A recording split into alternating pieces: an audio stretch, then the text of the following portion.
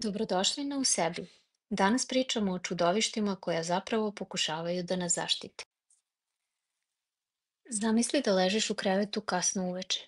Sve je tiho, ali u tvojoj glavi buka. Zašto sam vikala?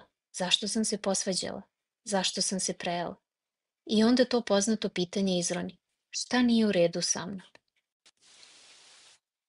Ali šta ako to nije pravo pitanje? Šta ako bismo umjesto toga pitali? Zašto se to desilo? Šta to ponašanje pokušava da mi kaže? Šta mu je svrha? Jer istina je da sve što postoji u nama postoji s razlogom i odnekud je došlo. Čak i ono što izgleda mračno, ružno, destruktivno ili strašno, to je nešto što je nekada imalo smisla. Nešto što nas je nekada štitilo i dalje pokušava to da radi.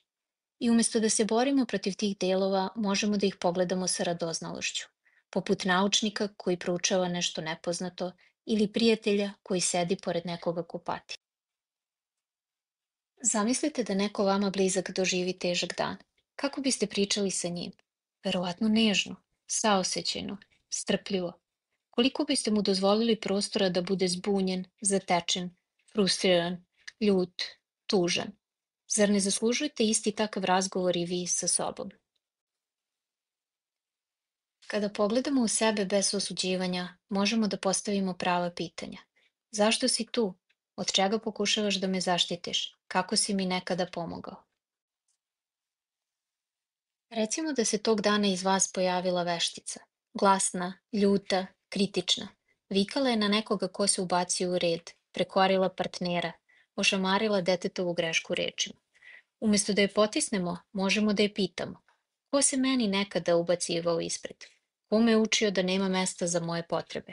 Ko me je kritikovao kad sam grešila? Ove veštice, čudovišta, unutrašnji kritičari, možda izgledaju strašno, ali u suštini oni su stari delovi nas zarobljeni u vremenu. Oni ne znaju da se svet promenio, ne znaju da više nismo ono bespomoćno dete koje pokušava da preživi. I zato hajde da ih ne odbacujemo, već da ih razumemo, da ih pitamo, kako si nekada uspevala da me zaštitiš? Jer čak i čudovišta imaju dobre namere, samo ih ne umeju najbolje izraziti. Marko Aurelije je rekao, veličanstvena vatra pravi svetlost i toplotu od svega što se baci u nju. Zato i mi možemo da uzmemo tu sirovu energiju, strah, ljutnju, tugu i da od nje napravimo nešto korisno, nešto što nas greje, osnažuje i pokreće.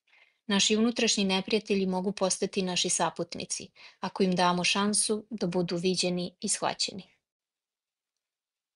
Zato sledeći put kada vas preplovi neka neprijatna emocija, ne pitajte šta nije u redu sa mnom, već pitajte zašto si došla, šta mi donosiš.